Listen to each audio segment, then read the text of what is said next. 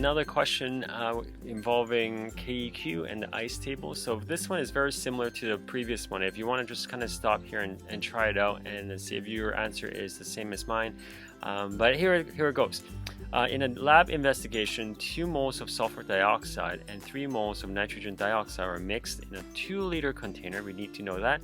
Once equilibrium is reached, the container is found to have 0.5 moles of sulfur trioxide. So first thing I would like to do is write out your reaction. So sulfur dioxide and nitrogen dioxide. This will give me an equilibrium reaction, give me sulfur trioxide.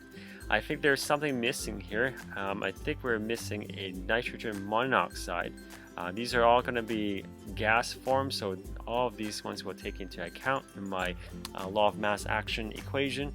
And I'm just going to change all these and write into, well, I guess I'll just put it into my ice table. So here's my ICE. And I know that this is in a 2-liter container, so I need to divide all these moles into 2 to give me my concentration. So let's start with my initial. Sulfur dioxide has 2 molar divided by 2 liters, that's going to be 1.0 molarity. Nitrogen dioxide, 3 divided by 2, that's going to be 1.5 molarity. And this is initial, so it's going to be 0 for the products. And next thing is, once equilibrium is reached, the container is found to have a 0.5 moles of sulfur trioxide. That means it's going to have a 0.25 molar because I divide by 2 of the container. So now the next step is to fill in the rest. The thing here is, the only thing I know is the change, because at equilibrium I started with 0, right? And then once all the reactants reacted, I gained 0.25. That means I gained a 0.25 molar. So the next thing I want to see is, I want to see if my reaction is balanced, because I actually didn't check for balancing, because the molarity or the molar coefficients actually matter. I have 1 sulfur, that's good. I have 4 oxygens. Okay, so this is balanced, 1 nitrogen, 1 nitrogen. So that's good, because then now for the change, I'm going to use stoichiometry using the molar coefficients. But since this is a 1 to 1 to 1 to 1 ratio, this is going to be plus 0.25, minus 0.25, minus 0.25. That's really good. So then I can add this at equilibrium. I actually have 0.25 of your nitrogen monoxide. This is going to be subtracted, so it's going to have 1.25 molarity, and this is going to have 0.75 molarity.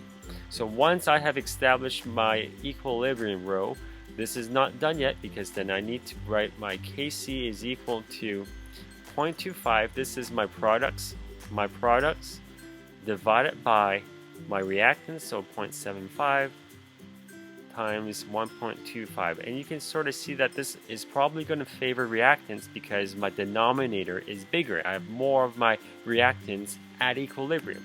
So I'm going to finish the math here. So 0.25 times 0.25, that gives me a answer of 0.0625 divided by 0.75 times 1.25, which gives me 0.9375.